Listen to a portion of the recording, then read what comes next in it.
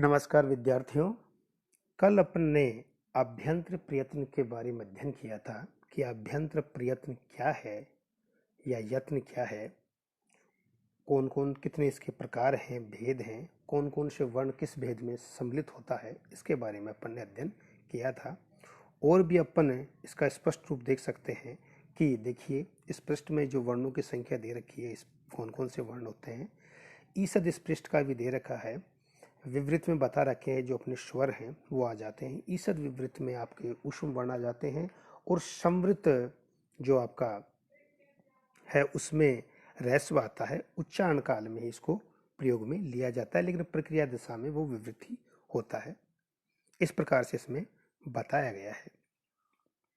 अब अपन इसी क्रम में आगे बढ़ते हैं कि बाह्य जो प्रयत्न होते हैं वो 11 बताए गए हैं, एकादश कहे गए हैं। वो कौन कौन से हैं उनके बारे में अपन चर्चा करते हैं।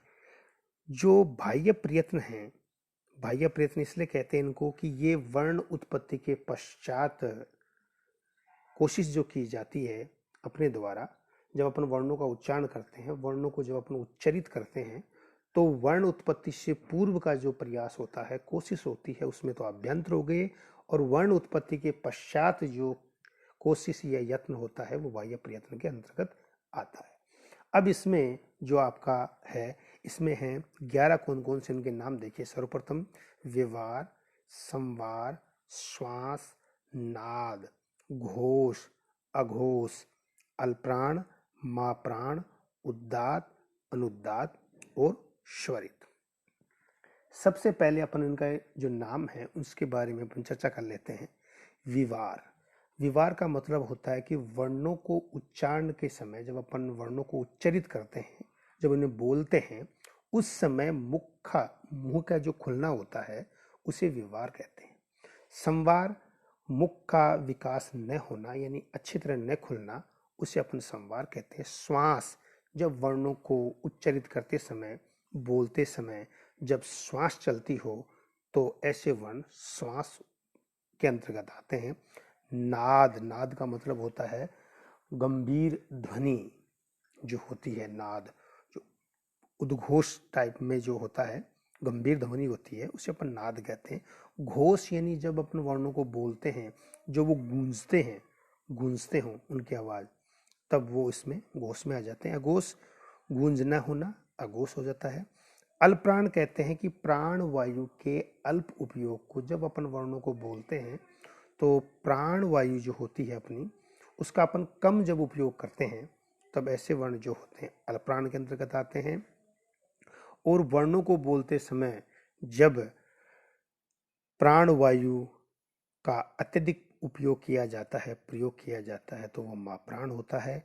और उद्दात, अनुदात, स्वरित, ये स्वर होते हैं। अब देखिए कि अपन ने कहा कि नाद, नाद में कौन कौन से वर्ण होते हैं। नाद यानी गंभीर जो ध्वनि होती है, वो वर्ग का, जो अपने 5 वर्ग हैं, क, च, ट, त, प, इन 5 वर्गों का जो तीसरा, चौथा और 5वां जो वर्ण होता है वो नाद होता है। घोष, घोष वर्ण में कौन से आएंगे, घोष में भी आएंगे। तो इस प्रकार से जो गूंज उठती हो, जो वर्ण इसमें इसके अंतर्गत आते हैं। अब अपन आगे देखते हैं इसी क्रम में कि स्पष्ट रूप से अपन यहाँ देखते हैं, इसमें अपन को उच्चारण स्थान और प्रयत्न कौन कौन से जो वर्ण है इसको सम्मिलित करके इसमें बताया गया है। उसके बारे में कहा गया है कि इसमें आभ्यंतर में, बाह्य में कौन कौन से वर्ण होते हैं, ये एक सूची या तालिका के माध्यम से समझाया गया है। तो इसे आप जरूर अवश्य देखें। अब अपन इसके बारे में चर्चा कर रहे हैं कि विवार, संवार जो होते हैं 11 बताए गए हैं बाह्य प्रयत्न, वो खर जो होता है प्रत्याहार, खर प्रत्याहार जो होते हैं, खर प्रत्याहार के अंतर्गत जो वर्ण होते हैं वो नाद, अघोष, घोष वो होता है। खर प्रत्याहार के अंतर्गत विवार, श्वास और अघोष, इन 3 जो बाह्य प्रयत्न होते हैं, वो 3 बाह्य प्रयत्न किन किन का होता है? विवार, श्वास और अघोष का। विवार, श्वास, अघोष का। अब इसमें अपन देखें तो देखिए, विवार, श्वास, अघोष ये कौन सा प्रत्याहार होता है? खर प्रत्याहार के अंतर्गत आते हैं।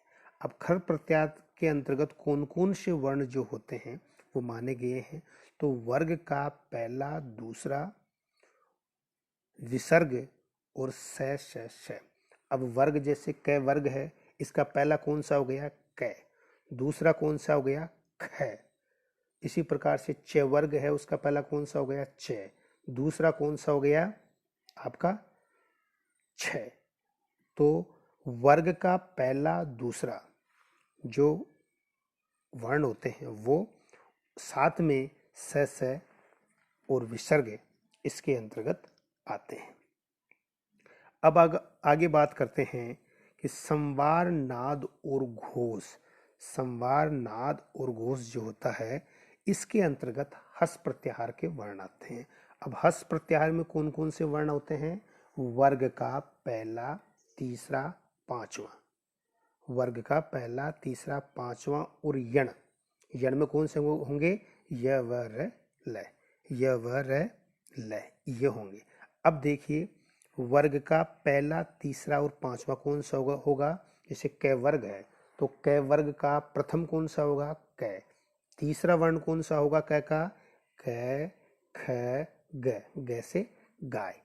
उसी प्रकार से इसका पांचवा वर्ण कौन सा होगा? ग। इसी प्रकार से जैसे च वर्ग है तो च वर्ग का प्रथम छ, तीसरा ज और पांचवा य। तो इस प्रकार से वर्ग का जो वर्ग है अपने 5 क, च, ट, त, प, इन वर्गों के प्रथम, द्वितीय, प्रथम, तृतीय और पंचम वर्ण और साथ में य, व, र, ल ये वर्ण हस प्रत्याहार में आते हैं।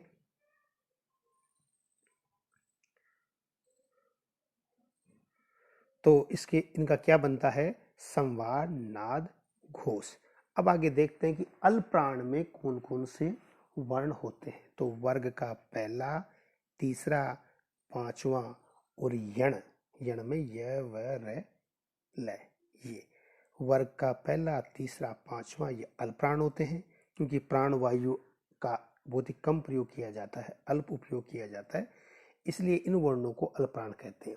और महाप्राण, इसमें प्राण वायु का अधिक उपयोग किया जाता है, तो इसमें होगा वर्ग का दूसरा और चौथा। अब जैसे क जो वर्ग है उसको अपन बोलते हैं क, कम वायु का उपयोग हुआ। क के बाद में बोलेंगे ख, ख में ज्यादा बोलना पड़ रहा है, इसलिए माँ प्राण में होता है। वर्ग का दूसरा माँ प्राण में।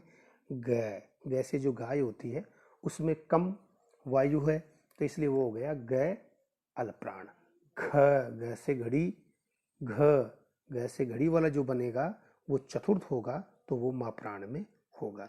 इस प्रकार से कहने का अभिप्राय क्या है कि वर्ग का जो पहला, तीसरा, पांचवा और साथ में य, व, र, ल ये वर्ण ये अल्पप्राण होते हैं, और वर्ग का दूसरा और चौथा और श है ये जो हैं ये किसमें होंगे?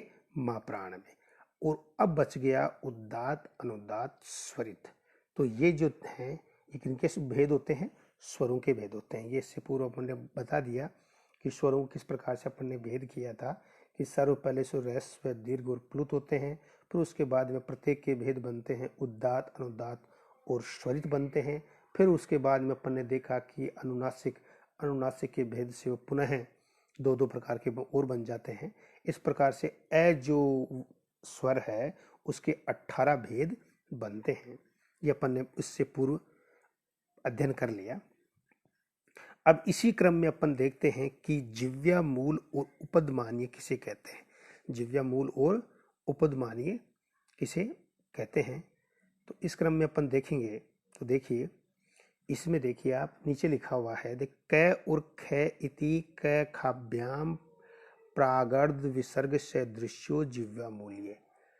और आगे लिखा हुआ है प फ इति पफाभ्याम प्रागर्ध विसर्ग सदृश्य उपदमानीय अम ह इत्यच परौ अनुस्वार विसर्गो। अब इसमें दो चीज, अनुस्वार आप जानते हैं, किसी भी वर्ण के ऊपर जो बिंदी होती है उसे अपन अनुस्वार कहते हैं। विसर्ग जो होते किसी भी स्वर वर्ण के बाद में जो विसर्ग लगती है, दो जो बिंदी होती हैं साइड में, उन्हें अपन विसर्ग कहते हैं। ये स्वरों के होते हैं, स्वर। तो इसी प्रकार से अब अपन देखें कि जिव्या मूल्य और उपदमानीय, इसमें देखिए आप कैसे पूर्व एक अर्ध चंद्राकार आकृति बनी हुई है और कै के जस्ट बाद में भी अर्ध चंद्राकार आकृति बनी हुई है, फिर ख है। इसी प्रकार पै से पूर्व भी इसी प्रकार का चिन्ह बना हुआ है और फै से पहले भी बना हुआ है। तो कहने का मतलब क्या है कि कै और ख से पहले इस प्रकार की जो आकृति होती है इसे अर्ध विसर्ग कहते हैं। देखिए, अगर आप विसर्ग लगाओगे, गोला लगाओगे, उसे आप आधा काटोगे, ऊपर से विसर्ग लगा लो। विसर्ग दो जो गोले हो गए, दो बिंदु हो गई, तो उसको ऊपर वाले हिस्से को अपन हटाएंगे और नीचे वाले, तब इन जोड़ेंगे दोनों को, आधा आधा इनको करेंगे, इसी प्रकार की आकृति बनती है, इसलिए इनको अर्ध विसर्ग कहते हैं। ये अर्ध विसर्ग यदि कै और ख से पूर्व हैं, प्राक, प्राक का मतलब पूर्व लगे हुए हैं, तब तो वह जिव्या मूल्य होता है। और यदि वह पै और फै के बाद में होते हैं तो उन्हें अपन क्या कहते हैं, उपदमानीय कहा जाता है। यह बात इसमें बताई गई है। अब इसी प्रकार से अपन इसमें देखें कि स्वर से आगे जो अनुस्वार होता है, चिन्ह होते हैं, जो ऊपर बिंदी होती है वो भी स्वर से होगा, और जो विसर्ग होगी वो भी स्वर के होगी। अगर वो कोई भी वर्ण यदि हलंत है, यानी आधा है जिसमें स्वर नहीं है, तो उसके विसर्ग नहीं लगती है, यानी विसर्ग उसी वर्ण के लगेगी जिसके अंत में स्वर है, उसमें स्वर मिला हुआ है। तो ये जो अनुस्वार और विसर्ग होते हैं, ये किसके बाद में होते हैं कि इनके बाद अच से परे, अच का मतलब होता है स्वर से आगे, ये लगते हैं। इस प्रकार से अपन ने उच्चारण स्थान और प्रयत्न के बारे में पढ़ा। उच्चारण स्थान और प्रयत्न, ये दोनों जो बिंदु हैं, विषय हैं, दोनों बहुत महत्वपूर्ण हैं। ये आपके इस प्रथम वर्ष में परीक्षा में तो आते ही हैं, जबकि आपके आगे जब आप पढ़ोगे, आप किसी कंपटीशन की तैयारी करोगे, तो उसमें भी इनका महत्वपूर्ण, इनकी भूमिका रहती है। हिंदी, चाहे हिंदी का पेपर हो, चाहे आप संस्कृत का पेपर हो, इनके बिना आप आगे नहीं बढ़ सकते। यानी वर्णों के विषय में जानकारी होना आवश्यक है कि वर्णों के उच्चारण स्थान कौन से हैं, कौन कौन से यत्न होते हैं, तो इसमें आपको अच्छी तरह से बता दिया गया है। और भी किसी प्रकार की समस्या हो तो व्हाट्सएप के द्वारा, या कोरोना के बाद में जैसे ही महाविद्यालय जो है खुल जाएंगे, आप आइए, और अगर आपको किसी प्रकार की कोई शंका हो तो निष्फिक्र होकर इनके बारे में चर्चा कीजिए और अच्छी तरह इनका अध्ययन कीजिए।